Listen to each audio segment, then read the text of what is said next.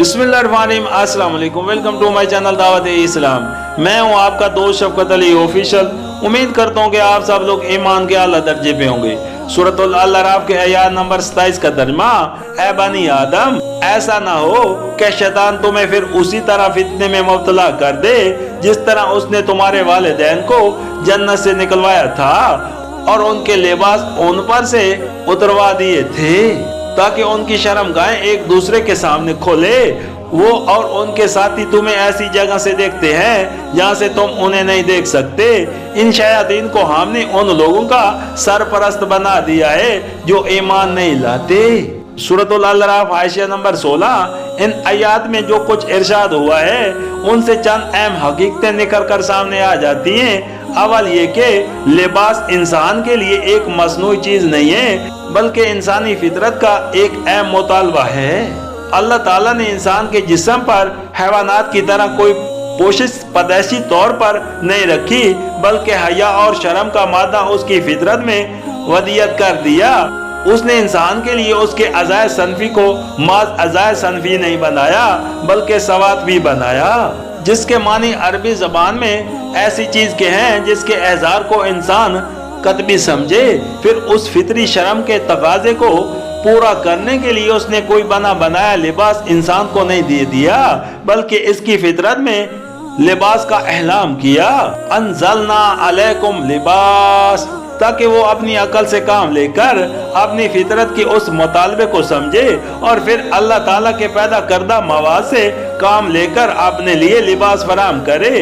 दोम ये कि उस फितरी एहलाम की रूह से इंसान के लिए लिबास की इखलाकी जरूरत मुकद्दम है, यानी ये कि वो अपनी सवाद को ढांके और उसकी तिबी जरूरियात मुसख्खर है, यानी ये कि उसका लिबास उसके लिए रेशो जिस्म की आरैश और मौसमी असरात से बदन की हिफाजत का जरिया हो। इस बाब में भी फितरतन इंसान का मामला हैवानात के बरक्स है। उनके लिए पोशिश की असल गर्ज सिर्फ उसका रेशो होना है, राह उसका सतर पोश होना। तो उनके अज़ा सनफी सर से सवात ही नहीं है कि उन्हें छुपाने के लिए हैवानात की जबलत में कोई दया मौजूद होता और उसका तकाजा पूरा करने के लिए उनके अजसाम पर कोई लिबास पैदा किया जाता। लेकिन जब इंसानों ने शैतान की रहनुमाई कबूल की तो मामला फिर उलट गया।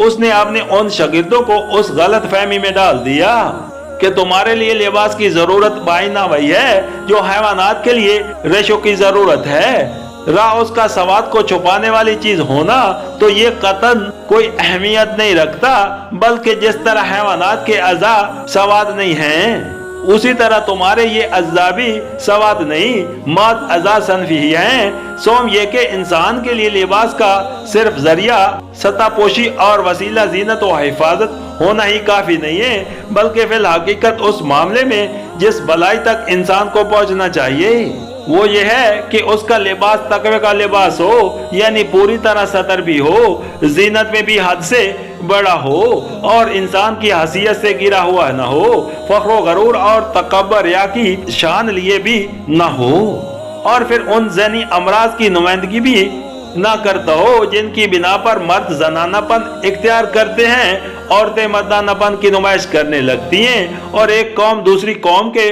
मुशाहबा बनने की कोशिश करके खुद अपनी जिल्लत का जिंदा इख्तियार बन जाती हैं। लिबास के मामले में उस खैर मखलूक को पहुंचना तो किसी तरह उन लोगों के बस में है ही नहीं जिन्होंने अंबिया इस्लाम पर ईमान लाकर अपने आप को बिल्कुल खुदा की रहनुमाई के हवाले नहीं कर दिया है। जब वो खुदा की रहनुमाई तस्लीम करने से इनकार कर देते हैं तो शयातीन उनके सरपरस्त बना दिए जाते हैं। फिर ये शयातीन उनको किसी न किसी गलती में मुब्तला करके ही छोड़ते हैं। चारम ये कि लिबास का मामला भी अल्लाह ताला की उन बेशुमार निशानियों में से एक निशानी है जो दुनिया में चारों तरफ फैली हुई है और हकीकत तक पहुंचने में इंसान की मदद करती हैं, बशर्ते कि इंसान खुद उनसे सबक लेना चाहे।